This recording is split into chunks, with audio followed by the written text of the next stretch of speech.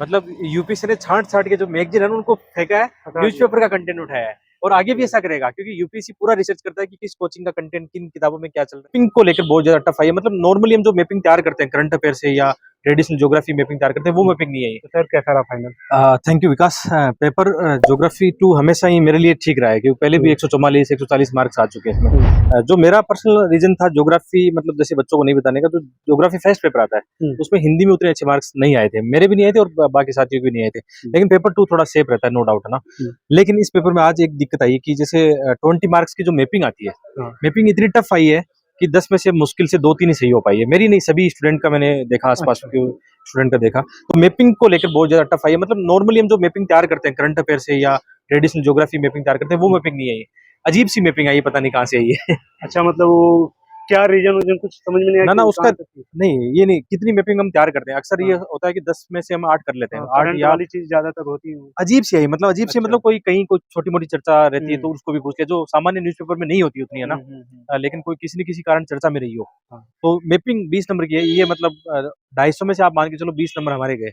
ये अच्छा। बाकी जो 230 का कंटेंट है हम्म। उसमें number one of the best मिलेंगे मुझे, जहाँ तक आशा है इसमें 140 150 मार्क्स मिल जाएंगे तो आराम से। इसकी वजह सर क्या रही कि ज्योग्राफी 2 आपका हमेशा से स्ट्रांग रहा है? इसके पीछे दो बड़े रीजन है कि हम जैसे हम जीएस 2 पढ़ते हैं वो हम्म जीएस 3 पढ़ते हैं। हम्म मोस्ट ऑफ ज्योग्राफी 2 का जो सिलेबस है वो जीएस से कवर रिलेट करता है। ओवरलैप। ज्योग्राफी तभी कई बच्चे ये सोच समझ के लेते हैं कि हमारा जीएस 2 में फायदा हो जाएगा, जीएस 3 में फायदा हो जाएगा, है ना। लेकिन हम्म मेरी राय ये सोच के कभी ना ले। ये बहुत पछतावा होता है। ये मेरा 5वां मेंस है ज्योग्राफी के साथ में। मेरे कभी भी ज्योग्राफी में 252 से अधिक नंबर नहीं आए हैं। मतलब हिंदी मीडियम से हूँ और ऐसी बात नहीं कि प्रयास नहीं किया, बहुत मेहनत की। इसके बावजूद भी 3 इंटर कॉल ज्योग्राफी से हुए हैं। मतलब मेहनत में कोई कमी नहीं थी। तो कहीं न कहीं कई बार वही बात है ना, कंटेंट की कमी, जिस टीचर से हम पढ़ते हैं वो नए ट्रेंड को नहीं समझ पाता है। हालाँकि मैं जब अपने बच्चों को पढ़ाता हूँ, जीएस पढ़ाता हूँ, मैं ज्योग्राफी नहीं पढ़ाता हूँ। तो अपने बच्चों को नए ट्रेंड के हिसाब से पढ़ाता हूँ और अभी जब मेंस लिखा है तो ये चीज़ें इतनी ज़्यादा मन में ताज़ा है कि जब मैं वापस जाके अपने सेशन लूँगा, live session, answer writing session लूँगा, तो बच्चों को प्रैक्टिकल और व्यावहारिक बात बताऊँगा जो नए ट्रेंड के हिसाब से है। तो इससे अच्छा क्या हो सकता है फिर? ओके। ये जो सीरीज चल रही थी धर्मेंद्र सर के साथ में, आप अगर पहली बार देख रहे हैं तो पूरी प्लेलिस्ट सर की है। आप जाके इनके थॉट प्रोसेस को जान सकते हैं कि ड्यूरिंग प्रिपरेशन और ड्यूरिंग एग्जाम इन्होंने कैसे एग्जाम को टैकल किया है, क्या क्या दिक्कत इनको हुई थी और कैसे उससे ऊपर उठे हैं। इनके अलावा कुछ चीजें हम सर से पूछते हैं, जैसे सर की कोई प्रिपरेशन कर रहा है न्यूबी, हाँ, जो 25 को टारगेट कर रहा है, हाँ।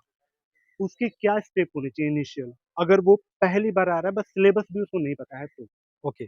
तो अभी सबसे पहले वही सिलेबस और पीवाईक्यू देखिए। हम्म पीवाईक्यू में जैसे प्री और मेंस का पीवाईक्यू देखिए हम्म और अभी भी दिसंबर तक उसके बाद एटलीस्ट मेंस का अच्छा प्रिपेयर करने का टाइम है। हम्म जनवरी तक भी जा सकता है वो। हम्म 4 महीनों को ऐसी तैयारी करें, इंटीग्रेट तैयारी करें, प्री और मेंस साथ रखें हम्म और विशेषकर कोशिश करें कि जो मेंस के टॉपिक है, जीएस के टॉपिक है, प्लस उसका जो ऑप्शनल सब्जेक्ट है उसको पहले प्रिपेयर कर लें। हम्म अभी भी बहुत ज़्यादा संभावना है कि 2025 की कोई एस्पिरेंट तैयारी कर रहा है। हम्म हालाँकि ये संभावना रहती है कि 2025 की तैयारी कर रहा है वो अपनी तैयारी पहले शुरू कर चुका है। इतनी संभावना रहती है, लेकिन कुछ एस्पिरेंट ऐसे हैं जो देरी से शुरुआत करते हैं। तो अभी भी कोई टेंशन वाली बात नहीं है। प्रॉपर स्ट्रैटेजी के साथ तैयारी करें, कम पढ़ें, अच्छा पढ़ें और नई स्ट्रैटेजी, स्मार्ट स्ट्रैटेजी बनाएँ, तो आसान है उसके तो लिए। और 2025 को आप कैसे हाँ। बच्चों को आप वैल्यू एडिशन देने वाले हो, किस तरीके से? जैसे अभी मेरे साथ लगभग 1700 बच्चे मेरे लाइव आंसर राइटिंग बैच में हैं, हम्म जो अपने ऐप पर स्टडी विद डीजे ऐप जो है, हम्म या आपके दर्शकों को बताऊँगा अपना यूट्यूब चैनल भी study eyes with Dharmendra Jakhar, हम्म उस पे जाके जानकारी ले सकते हैं। हम्म तो उसमें मेरा ये है कि जीएस के चारों पेपर, ऐसे राइटिंग की मैं यूपीएससी की पुराने क्वेश्चनों की आंसर राइटिंग करवाता हूँ हम्म और सबसे ज़्यादा फ़ायदा बच्चों से ज़्यादा मुझे मिला हम्म क्योंकि मैंने अपने सेशन बंद नहीं किए थे। हम्म मेरे सेशन लगातार एग्ज़ाम मेरी खुद की तैयारी के साथ जारी रहे, तो उसका मुझे बेनिफिट इस एग्ज़ाम में मिला है, रील में भी इस एग्ज़ाम मिला है और मैं आशा करता हूँ कि इंटर कॉल हो जाना चाहिए। लास्ट क्वेश्चन सर, हुँ। जिसका ये मेंस था इस बार, और हाँ। इंटरव्यू के लिए वो कैसे प्रिपरेशन करने वाला, और एक्चुअली आप कैसे करने वाले इस टाइम में इंटरव्यू देखो को मेरे लेके? तो अभी है ना बच्चों के साथ बहुत बिज़ी शेड्यूल है। हम्म आंसर राइटिंग के खूब सारे बैच हैं, बच्चों की बहुत सारे आंसर मुझे रिव्यू करने, बच्चों को बोल रखा था कि मेंस के बाद मैं रिव्यू करूँगा। हम्म तो इंटरव्यू को लेकर मेरी अभी कोई फाइनल स्ट्रेटजी नहीं रहेगी। एक चीज़ मैं करूँगा, हम्म न्यूज़पेपर को पढ़ना शुरू कर दूँगा हम्म और जो बच्चे भी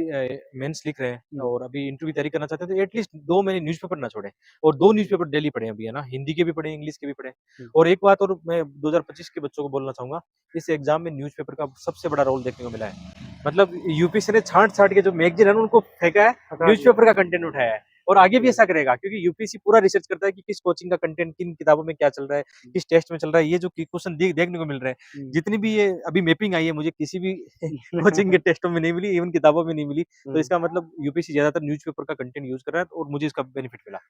okay, thank you so much sir. और ये सीरीज आपको कैसी लगी कमेंट करके बताएं। साथ ही जब मैं इंटरव्यू के टाइम पे सर से वो भी कवर करेंगे, डेप्थ से रिलेटेड जो चीज़ें होती हैं, हॉबी को कैसे सेलेक्ट करते हैं, क्या क्या कमियां आप करते हैं, उनमें गलतियां क्या क्या होती हैं, उसको कैसे सुधारेंगे, उन सब पे डिटेल वीडियो इसमें कवर होगा अगली वीडियो में। चलिए बने एक रहिए। एक बात मैं विशेषकर इस एग्जाम का सार मैं बोलना चाहूँगा बच्चों को, कि जो मेंस की एग्जाम होती है, जैसे लगभग 8-10 दिन का प्रोसेस होता है, हुँ। काफ़ी थकाऊ और उबाऊ कह सकते हो, हुँ, काफ़ी मानसिक चुनौतियाँ आपको आ सकती है। हुँ, यहाँ पे वो लोग आगे निकल जाएँगे, हुँ, जो एक तो मानसिक रूप से मजबूत है, हुँ, और वो लोग जो कम पढ़ के अच्छी आंसर राइटिंग घर पे कर लेंगे। हुँ, मतलब ये एक्चुअल में क्या है, बहुत बेस्ट आंसर की तो एग्जाम ही नहीं है। मैं अपना अनुभव या अपने जितने भी साथियों का अनुभव बता सकता हूँ कि इस एग्जाम में, रियल एग्जाम में बहुत सारी चुनौतियाँ होती है। जब हम पेपर लिखते हैं, हमें आते हुए भी हम अच्छा कंटेंट नहीं लिख पाते हैं। इसका मतलब इस एग्जाम में अच्छा कंटेंट नहीं, अच्छा इंटेंट और अच्छी आंसर राइटिंग प्रैक्टिस घर पे आपको नीड होगी, है ना?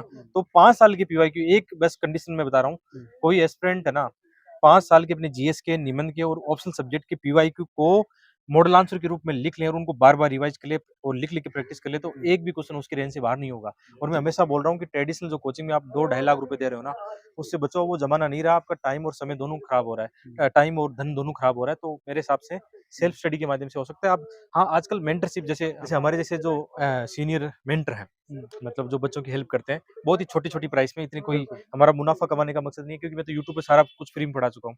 तो ऐसे मेंटर के साथ जुड़ के अपने आंसर राइटिंग कर सकते हैं। बिल्कुल, thank you so much sir. Hope आपको वैल्यूएबल लगा होगा एंड कंटेंट कैसा लगा, साथ ही सर को विशेष दे सकते हैं। क्योंकि सर के साथ मेरी मुझे भी उम्मीद है कि अगली बार यूपीएससी भवन पे मिलेंगे और फिर सीरीज स्टार्ट होगी यूपीएससी इंटरव्यू की सर के साथ में।